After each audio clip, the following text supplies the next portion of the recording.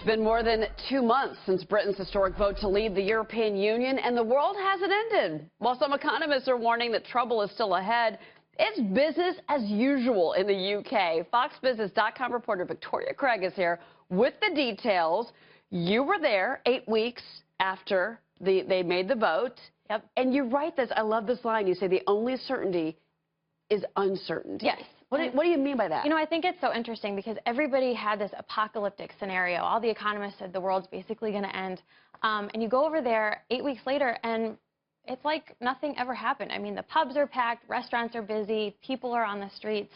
So I sat down with economists and trade experts, and there's a couple of points here. You know, the process to actually exit the EU is going to take a while. That's a 2-year process just to figure out the mechanics. Right. After that, it's figuring out what the trade deals are. And there are several different possibilities for how different trade deals could be worked out between the UK and the EU, and then the UK and all these other nations around the world.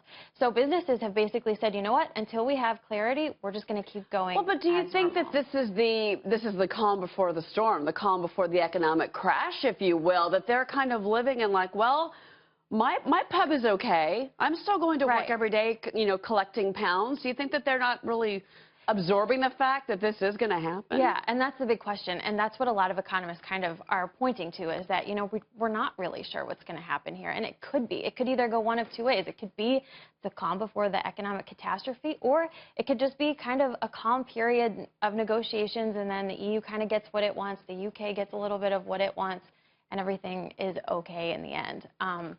I hate to say it, but I guess we'll wait and see kind of what the trade deals are. What's the feeling on Theresa May? She's been in power. Obviously, David Cameron resigning fast. Yeah. Very fast. She has been hustling to get her cabinet together.